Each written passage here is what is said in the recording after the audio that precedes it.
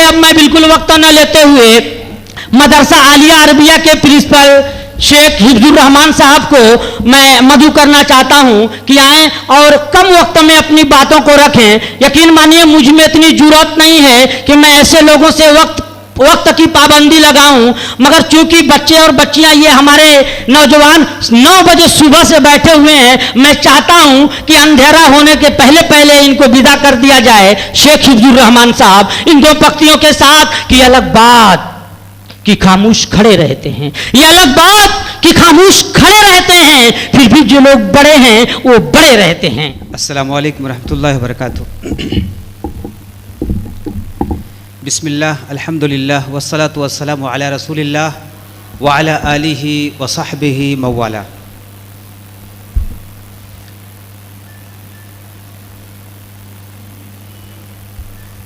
हमारे सामने बैठे हुए जमाल अरपन साहब, शहर मऊ का नाम रोशन करने वाले डॉक्टर मंजर कमाल साहब, और हमारे हम सबक शेख अताउर रहमान मदनी साहब, and my favourite Hanifa ma'am, और दीगर ख़वातीन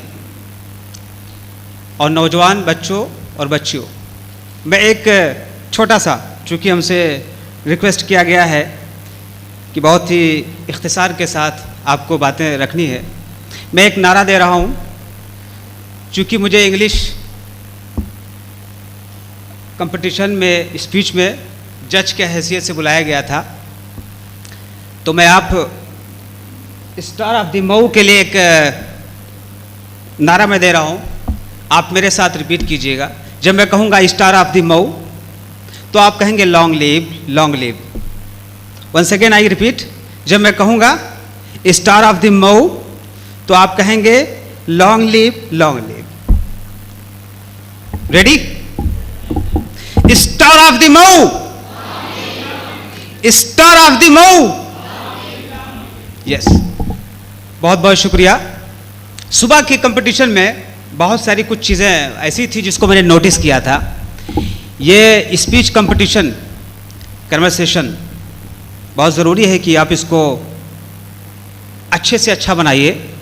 कुछ ऐसी चीज़ें जिसको हमने नोटिस किया था वो मैं चाहता हूँ बच्चों के सामने रख दूँ, ताकि नेक्स्ट जब कोई स्पीच कंपटीशन हो तो उसमें ये गलतियाँ ना होने पाएँ। देखने में एक चीज़ आई कि बच्चे आमतौर से जो अमेरिकन्स में या ब्रिटिश स्पीकिंग जो कोर्स करते हैं उसमें hey guys, hello, how are you, hey guys, ये सब जो वर्ड्स एंड सेंटेंसेस होते हैं ये सब इनफॉर्मल हैं। यहाँ बड़े बड़े लोग, स्लैंग, ये बड़े बड़े लोग आपके सामने प्रिंसिपल्स बैठे होते हैं, डिग्नेटरीज बैठे होते हैं, शहर के बड़े बड़े मुअज़्ज़ज़ हजरात बैठे होते हैं। आप इंग्लिश का कंपटीशन स्पीच आप दे रहे हैं और आपने हेलो गाइस, हेलो ठीक है, कोई दिक्कत की बात नहीं, लेकिन आप क्या hey guys, hey dude, hey chop, what all this, ये सब क्या है? ये आपको यहाँ पे आने से पहले ठीक करना होगा। उसके अलावा प्रोनाउंसिएशन बहुत गड़बड़ था कुछ बच्चों का, जो वाकई में समझ में नहीं आ रहा है कि ये ऑस्ट्रेलियन एक्सेंट में बोल रहे हैं या मतलब किसी अफ्रीकन एक्सेंट में बोल रहे हैं। Thank you ma'am. तो इस चीज़ को आप नोटिस कीजिए बच्चों। मेरी चाहत है कि आप अच्छे एक स्पीकर बने, ओरेटर बने, और अपने माँ बाप का नाम रोशन करें, अपने उस्ताद का नाम रोशन करें, जहाँ कहीं भी रहें। मैं भी उस्ताद हूँ और इस कमेटी में हमारे कुछ स्टूडेंट्स भी हैं, और अल्हम्दुलिल्लाह इस स्टेज पे जब वो बच्चे आए तो मैं बता रहा हूँ कि मेरे आंखों में आंसू आ गए थे, ये सोचकर कि एक वक्त था कि वो स्टूडेंट हमारे सामने बैठता था और मैं उसको डांटता था, पढ़ो जी पढ़ो, पढ़ते क्यों नहीं हो, होमवर्क क्यों नहीं करके आते हो। लेकिन आज जब इस स्टेज पे आके जब कह रहा है कि मैं फलां शेख मोहतरम का शुक्रिया अदा करता हूँ कि आप हमारे बीच में तशरीफ़ लेकर आए, और जब उसके ज़बान से ये शब्द, ये सेंटेंस निकलता हुआ देखा, अल्लाह की कसम मेरी ज़बान से आंसू आ गए। मैं यही चाहता हूँ बच्चों, यही चाहता हूँ, हमारी ख्वाहिश यही है कि आप इस स्टेज पर आएँ और इतने खूबसूरती से बात करें कि आपके वालिदैन भी देखें, आपके असातिज़ा भी देखें, आपके टीचर्स भी देखें तो उनको उनका सीना फख्र से चौड़ा हो जाए। शाबाश, क्या बात है, फैंटास्टिक। उसके अलावा कुछ चीजें और भी मैंने नोटिस किया था। कुछ बच्चे आए थे, ऐसा लग रहा है कि रीड कर रहे हैं स्पीच को। ध्यान दीजिए बच्चे, ये स्पीच कंपटीशन आपको ये भी सिखाता है कि कहां आवाज को कम करना है, कहां ज्यादा करना है, कहां हाथ का ये इशारा किस तरह कर रहा है, कैसे नहीं कर रहा है। ये सारी चीजें नंबर कटता है इससे। अगर हाथ का इशारा आपने नहीं किया, सही नहीं, ठीक नहीं है, तो ये भी गड़बड़ है। हाथ का इशारा ठीक नहीं, गड़बड़ है। आप सर नीचे करके बात कर रहे हैं, गड़बड़ है। आपको सारी चीजें तैयार करके लानी होंगी। मुझे तो नहीं मालूम है कि उर्दू वाला कंपटीशन कैसा रहा, हिंदी वाला कैसा रहा, लेकिन जो मैंने नोटिस किया इंग्लिश वाले में, ये मेरी बच्चियों ध्यान दीजिए, आप लोग मेरे बच्चों आप लोग ध्यान दीजिए। एक चीज और नोटिस किया कि स्टार ऑफ द मऊ वालों के जिम्मेदारान से मैं गुजारिश करूंगा कि नौजवानों को भी इस कंपटीशन में ज्यादा से ज्यादा शामिल कीजिए, क्योंकि हमने देखा तकरीबन 12 पार्टिसिपेंट थे ना, उसमें से सिर्फ और सिर्फ 2 बच्चे थे। ये फख्र की भी बात है कि हमारी बच्चियां बहुत आगे बढ़ रही हैं अल्हम्दुलिल्लाह। और अफसोस की बात है कि हमारे बच्चे पीछे जा रहे हैं। ऐसा नहीं होना चाहिए। तो ये कुछ बातें थी जिसको हमने नोटिस किया था। और आखिर में जाते जाते एक बात मैं कहूंगा कि मेरे बच्चियों, बहुत प्यार से मैं कह रहा हूं, आप मजलिस को पहचानना सीखिए कि किस मजलिस में हमें चीख के बोलना है और किस मजलिस में हमें प्यार से बोलना है। ये कोई मुशायरे की मजलिस नहीं है, ये कोई कहना हाई फाई प्रोग्राम उस टाइप का नहीं है, मतलब बड़े नेताजी आ रहे हैं, कम ऑन, ये he is coming, just stand up, cheer up, come on, yes.